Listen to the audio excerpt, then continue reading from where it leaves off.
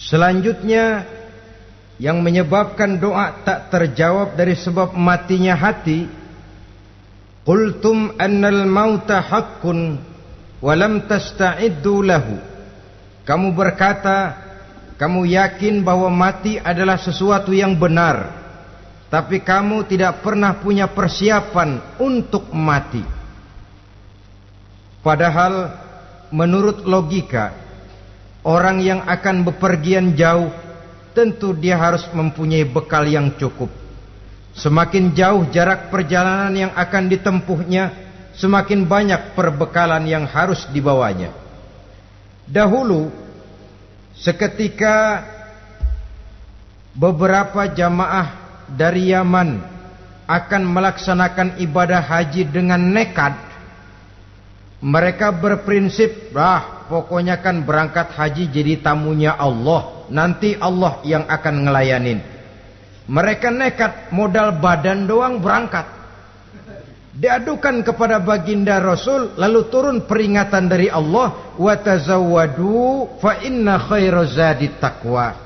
Jangan begitu, bawa bekal. Sesungguhnya bekal yang paling baik adalah takwa. Bahwa berangkat dengan bekal takwa itu bekal yang paling utama. Tapi bekal-bekal yang lain pun jangan diabaikan. Kalau kita akan berangkat untuk tujuan yang baik, bekal yang paling utama memang takwa.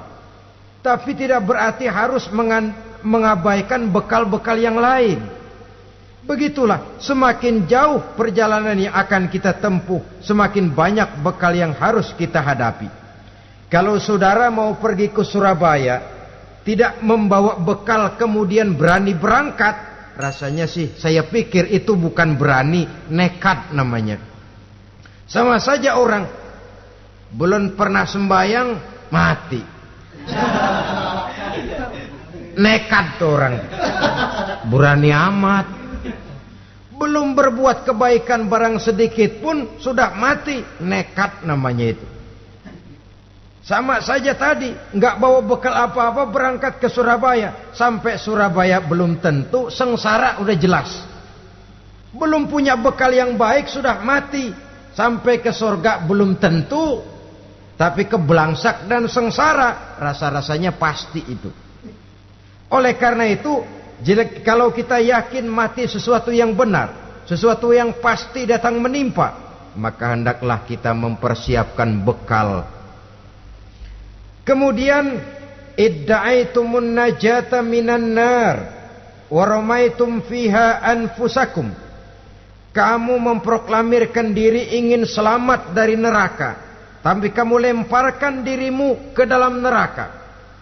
Bagaimanapun bajingannya bajingan, kalau ditanya ente mau masuk neraka enggak, jawabannya pasti enggak. Itu pasti. Perbuatannya sendiri yang melemparkan dirinya ke dalam neraka, membiarkan dirinya berlarut-larut, bertimbun-timbun dalam dosa dan kesalahan, dan tidak akan ada niatan untuk memperbaiki diri. Hanyut di meja judi, habis ditelan minuman keras, fitnah sana fitnah sini, hasud sana hasud sini. Padahal mulutnya ingin selamat dari neraka, perbuatannya malah melemparkan dirinya ke dalam api neraka. Tidak ada orang yang lebih sayang kepada diri kita selain kita sendiri. Dan menyayangi diri itu tidak cuma dengan memandikannya sehari 3 kali, memakaikannya parfum dengan segala macam merek, memakai sabun yang wangi-wangi, minyak yang harum-harum. Lebih daripada itu, jaga dan sayangi diri.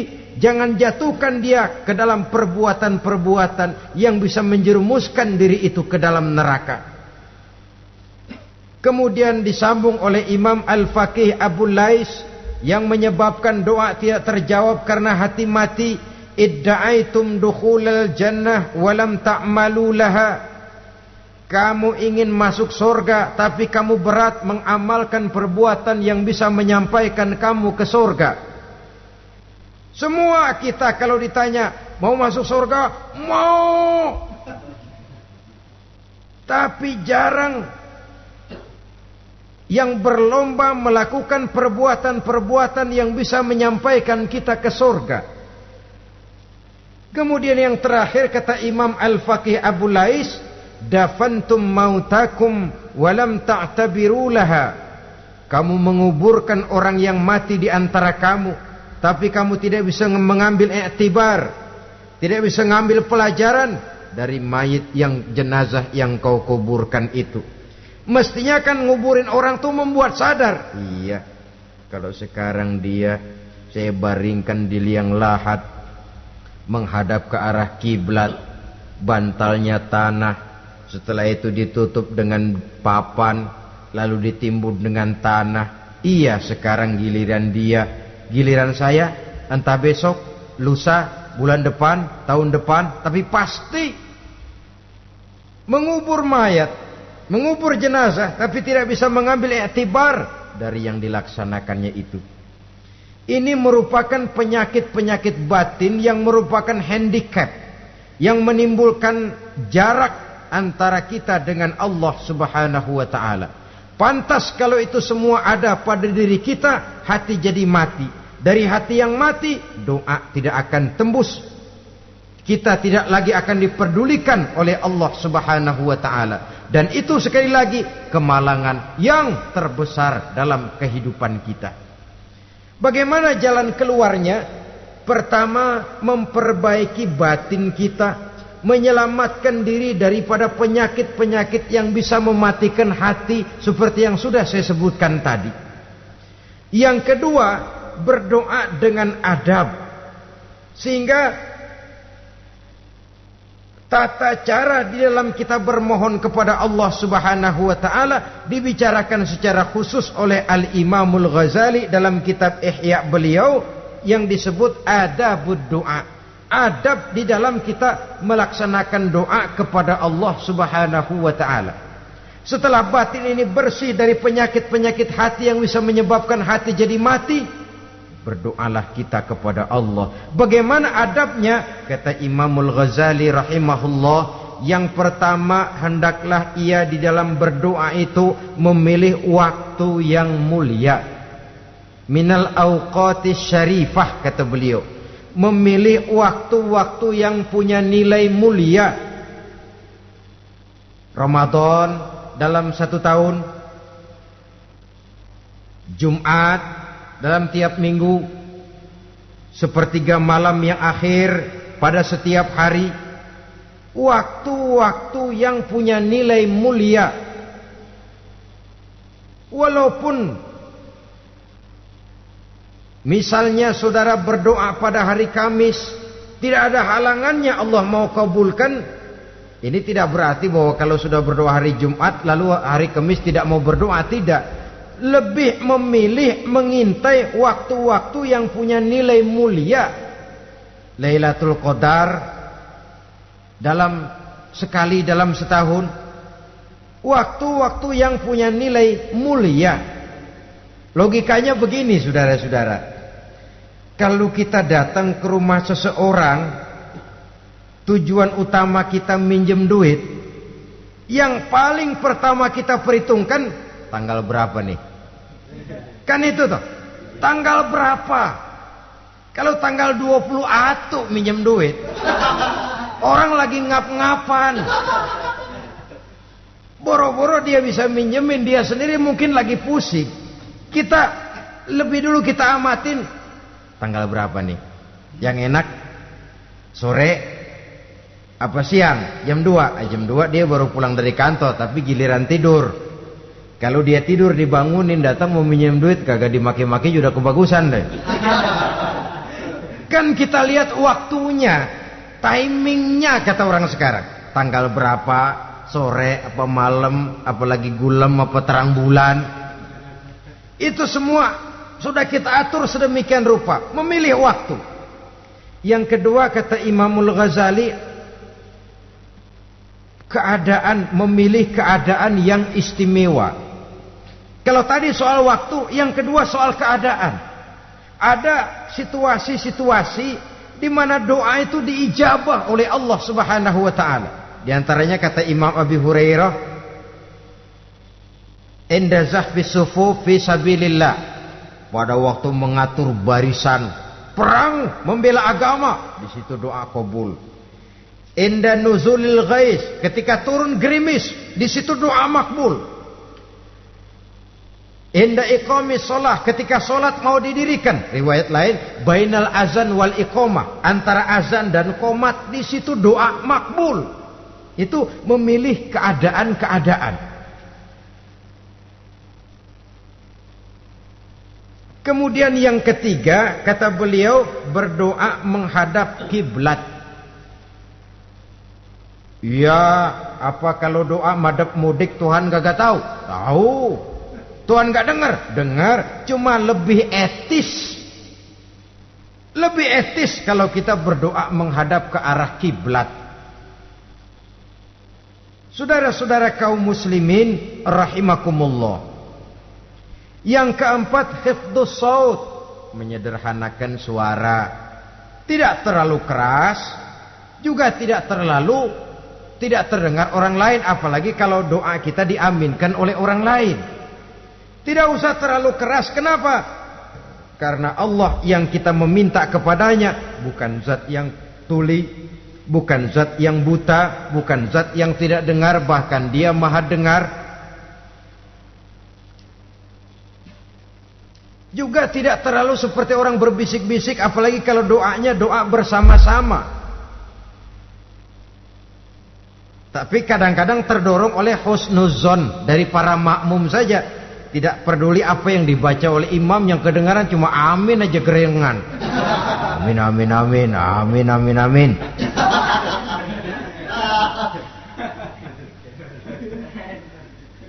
Juga tidak terlalu keras, seperti orang berdoa, seperti orang pidato. Saudara-saudara kaum muslimin rahimakumullah. Yang kelima, alla yatakallafa saja fid doa. Dalam berdoa, kalau istilah kita, jangan nyelongcong. Sujak ini menunjukkan sikap berani kepada Allah. Misalnya ada orang berdoa, ya Allah ampunilah saya kalau Engkau mau. Kalau Allah mau. Kasihanilah saya ya Allah kalau Engkau mau. Itu doa orang songong. Atau sama saja, ya Allah berilah saya rezeki dikit aja. Emang kenapa pakai begitu?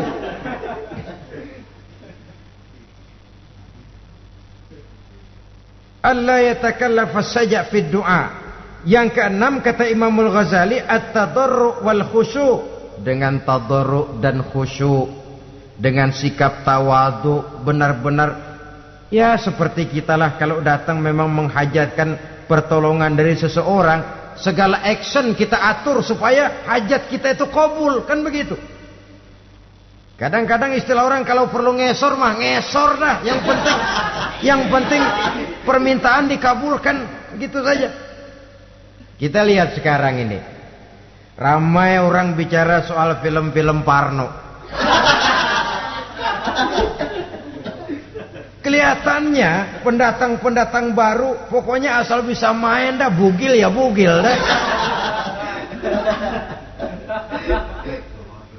Yang penting nyohor, bisa tampil. Walaupun dalihnya semua sama, mula-mula cuma iseng. Adegan panas bagaimana? Kalau tuntutan skenario apa boleh buat? Apa boleh buat? Emang nggak bisa milih. Setelah film beredar baru saya juga jijik ngelihat, ilah tadi kemana waktu bikin? Udah jadi baru jijik, bikinnya merem memang itu.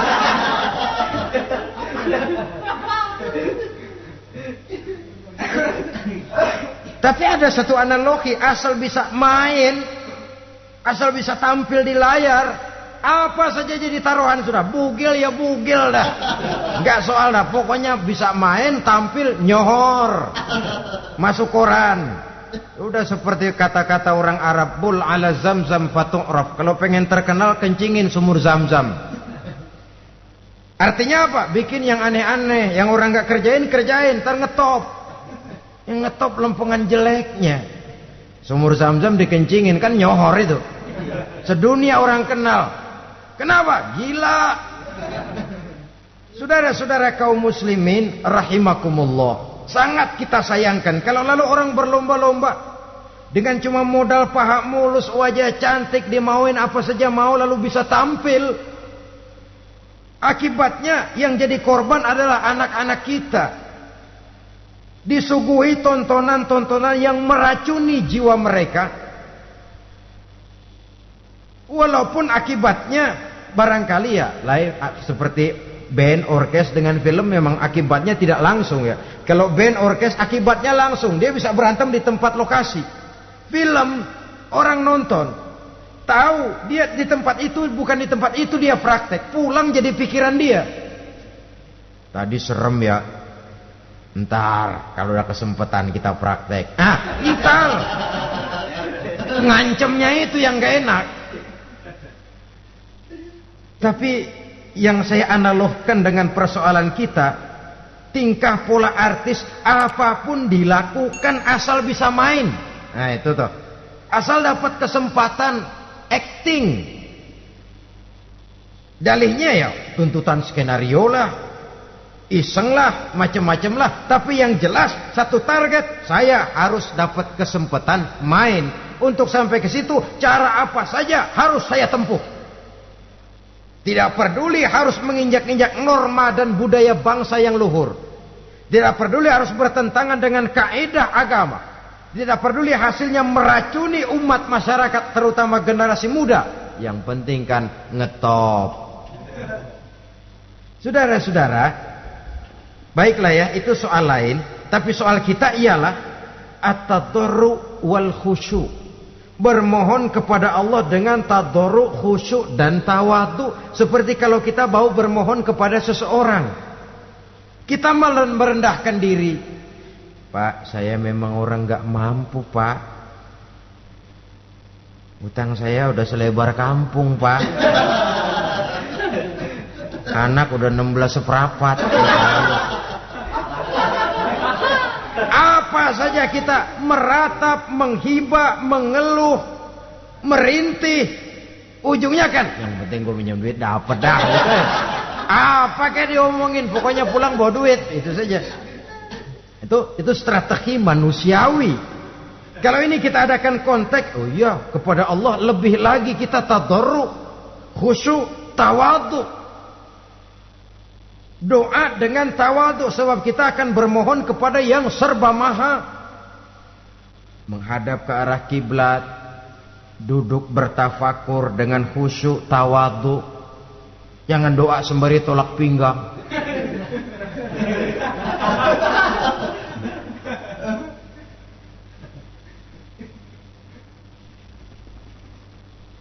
Yang ketujuh, kata Imamul Ghazali, ayyujzimad du'a wa yuqina bil ijabah. Hendaknya dia menjazamkan doanya itu dan yakin bahwa doanya akan dikabulkan oleh Allah. Sebab kata Nabi, innallaha la yaqbalu du'aan min qalbin ghafilin lahin. Allah subhanahu wa ta'ala tidak akan menerima doa dari hati yang lalai dan main-main. Doa ke orang ugah-ugahan.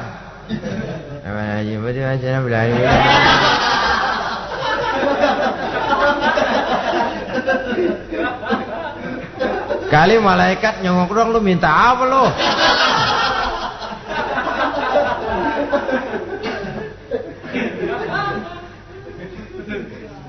Seperti tadi itu, kita datang mau minjem duit sama orang, ngomongnya ogah-ogahan. Minjem duitnya dikasih syukur enggak, ya udah. Ya enggak dah, enggak dikasih sudah. Kenapa? Mintanya begitu. Enggak serius dan enggak yakin bahwa doanya akan dikabulkan.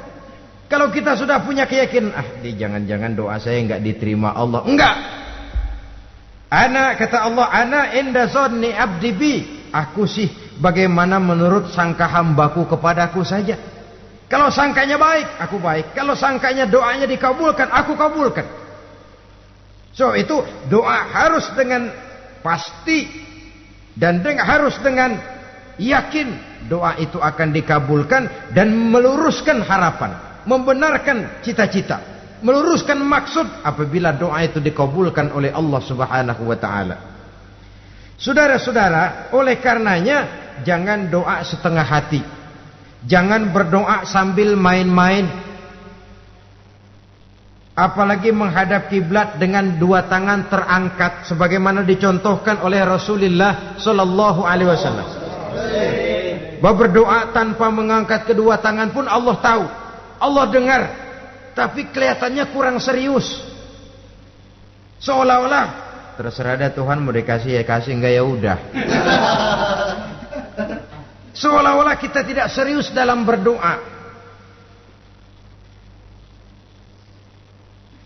Kemudian yang berikutnya kata Imamul Ghazali, ayyaftataha du'a bi zikrillah fala yabda'u bi su'al.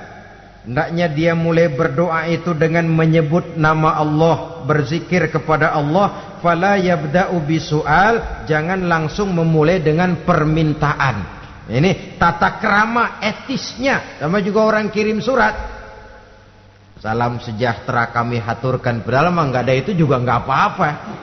Itu kan maksud mukaddimah saja. Besar harapan kami semoga Bapak dan keluarga di sini pun berada dalam keadaan sehat walafiat. Selanjutnya kami telah dengar dari berbagai teman tentang kedermawanan Bapak, tentang bantuan Bapak di berbagai bidang yang menyangkut sosial pendidikan. Sehubungan dengan itu maka kami bermaksud mengajukan permohonan. Baru masuk itu mah 15 kalimat kesonoin, urusan lain. Intinya sehubungan dengan itu kami bermaksud memohon kepada Bapak. Kita mulai, salam sejahtera kami haturkan, bersama ini pula kami, macam-macam lah. Sama juga seperti tadi itu, kita datang mau minjem duit, datang karena kita tahu datang habis bulan, malam terang bulan, udaranya sejuk, ngobrol lah kita, dapet teh. Apa kabar Pak? Baik. Aduh Bapak sih untung dah Pak, kayak pemurah lagi. Saya tahu Bapak banyak nyumbang di mana-mana, di Angon aja tuh orang di Angon.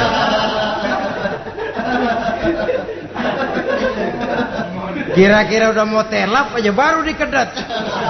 Ngomong-ngomong Pak, nah mulai nih kalau udah ngomong dah tuh mulain, baru masuk. Jadi etisnya berdoa itu dimulai dengan zikrullah.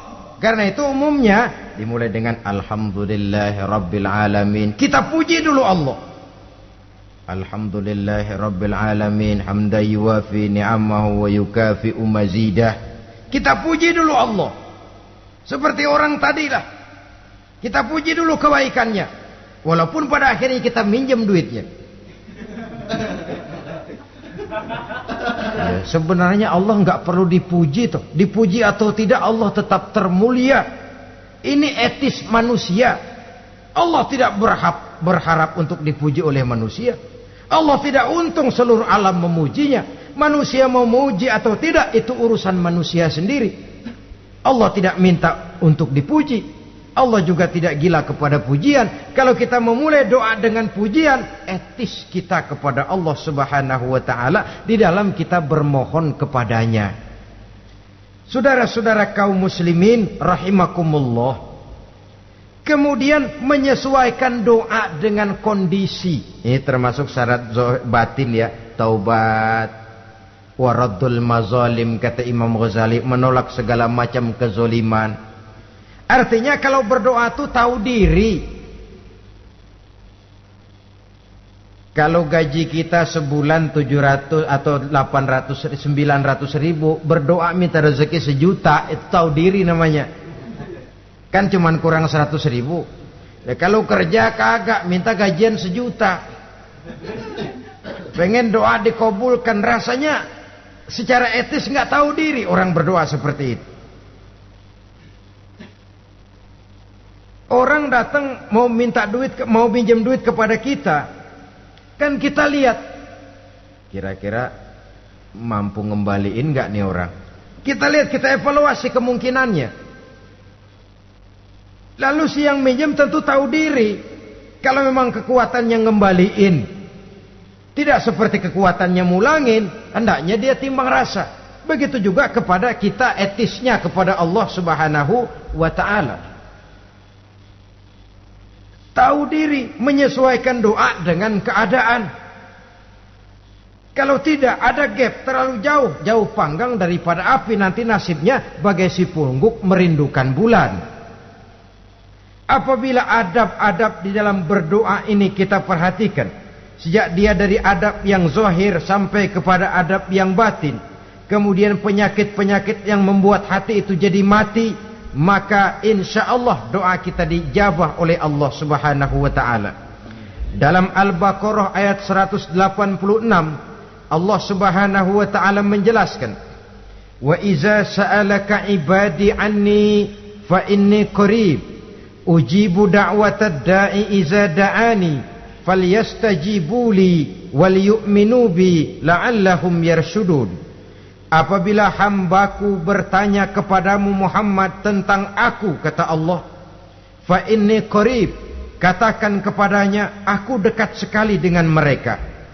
Ujibu da'watad da'i iza da'ani, aku akan jawab, aku kabulkan permohonan orang-orang yang berdoa kepadaku. Falyastajibuli wal yu'minu bi, maka hendaknya mereka juga menjawab panggilanku atas dasar iman kepadaku.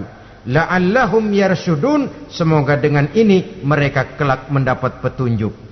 Saudara-saudara, Al-Baqarah 186 ini dengan nyata menjelaskan kepada kita, Allah akan menjawab doa, mengabulkan permohonan apabila kita falyastajibuli wal yu'minu bi, juga menjawab panggilan Allah atas dasar beriman kepadanya. Logikanya tadi itu, araftumullaha wa lam tu'tuhu haqqahu. Kita tidak pernah mau menjawab panggilan Allah sementara kita berharap doa kita dijawab oleh Allah. Apa enggak pincang? Apa enggak berat sebelah? Panggilan Allah kita berat memenuhinya, sementara kita sangat berharap agar permohonan kita, seruan kita dikabulkan oleh Allah. Menjawab panggilan Allah atas dasar beriman kepadanya. Kenapa? Ada orang menjawab panggilan bukan berdasarkan iman, tapi karena target lain. Datang sembahyang Jumat paling dulu, target utamanya pulang juga paling dulu nyabet sendal, nyabet sepatu. Menjawabnya iya, tapi tidak karena iman.